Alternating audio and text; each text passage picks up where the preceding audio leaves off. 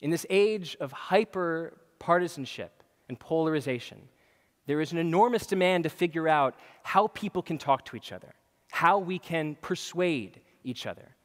But often when we get into debates, when we get into discussions, and we try to persuade someone of our point of view, we begin with our code of ethics.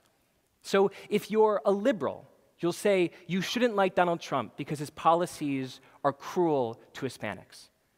Or if you're a conservative, you might say you shouldn't like Bernie Sanders because he's trying to turn us into Denmark.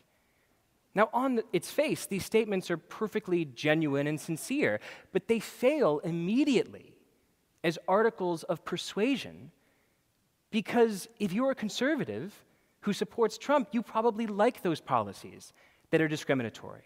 And if you're the liberal supporting Bernie Sanders, you kind of want to nudge the US toward Denmark. But imagine if instead we invert the process and we begin with the code of ethics of the person that we're talking about.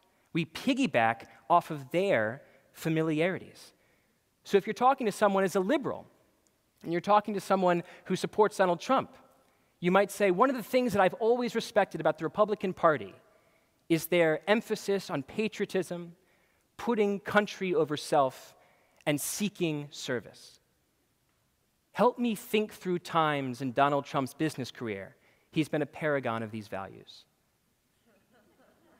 Now, you might not create a Bernie Sanders supporter on the spot. You might be slapped for insouciance.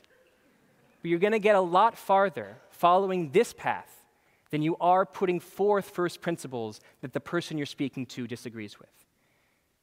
The model that I've just proposed is called the moral foundations theory.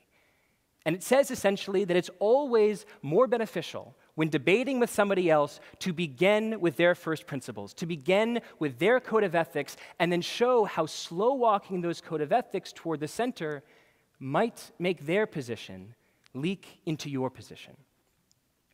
All debate involves a form of ideological advertising.